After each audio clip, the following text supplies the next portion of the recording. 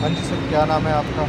मुझे शादाब चौधरी कहते हैं, डिस्ट्रिक्ट बदायूं का मैं रहने वाला हूँ। जी बताइए भाई साहब। हाँ जी, जो आम आदमी पार्टी है, अभी नया मुद्दा है और इसमें नए-नए मंत्रियों का जो नाम ईडी में आ रहा है, तो क्या भविष्य है पार्टी का? ये जो अब ईडी जो जांच कर रहे हैं, उससे पहले ईडी ने सिसोदिया जी की, सत्येंद्र जी की और जो है वो जो है एमपी साहब एक उनकी की जो है राज्यसभा से हैं, संजय सिंह जी।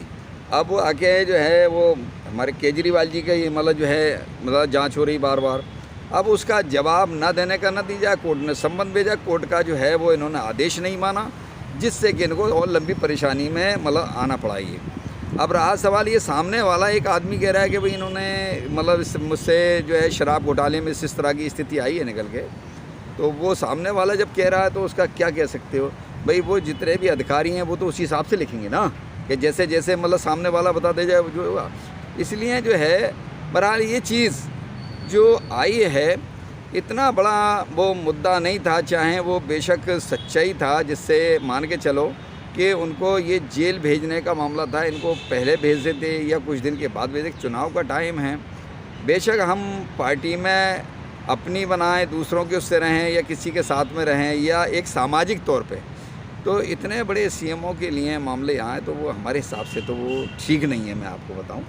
और रहा सवाल चुनाव का, चुनाव पे असर जो है वो इन चीज़ों का, पार्टी अगर जनता समझदार है एक दूसरे से तो इस चीज़ का असर नहीं पड़ेगा। और जिसका जहां मन बना लिया है वो उसको वहां वोट दे के रहेगा, मैं आपको बताऊँ। तो इतनी महारैली हुई है दिल्ली जी। में, तो महारैली का क्या असर स्टेटों में पड़ेगा? नहीं, महारैली का असर जो है और स्टेटों से जो लोग आए हैं, जैसे दिल्ली की सबसे ज़्यादा संख्या, उसके बाद पंजाब की संख्या बहुत थी, मैंने देखा।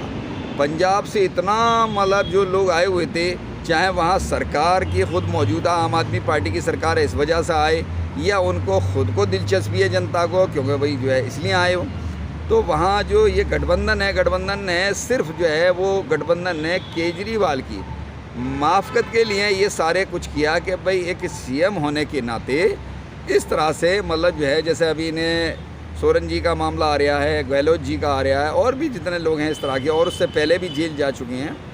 तो जो एक देश का मतलब एक नेतागर्दी के हिसाब से एक भविष्य है नेता भी, तो उस नेता जो चलाने वाले लोग हैं तो उनको जो है बड़ा सोच समझ के कदम भी उठाना चाहिए और जनता का पैसे को जनता के हद तक रखें, जो उनका हक बनता है, उनकी सैलरी है ये वहाँ तक रखें, और इस तरह के पैसे को खर्च भी ना करें जिससे जनता तक ना पहुँच सके और परेशानी खुद भी अपने आप को आए। सर आप यूपी से हो और मायावती का क्या फ्यूचर रहेगा? देखिए, मायावती पूरे बहुमत में आई, मैं आपको बताऊं, जब पूरे बहुमत में आई तो उन्होंने जो सरकार अब चलाई, तो वो अब मुझे एक बात पे हंसी आ रही है कि इतनी टाइट सरकार चला दी, इतनी टाइट सरकार चला दी, उसी का नतीजा ये है कि बीजेपी वही आंकड़ा हमारे लेके चल रही है, वही यूपी सरकार जो हमारे योगी जी लेके चल रहे हैं कि इस तरह से मायावती ने सरकार चलाई। वही सरकार ऐसे मान के चलो उन्होंने चलाई थी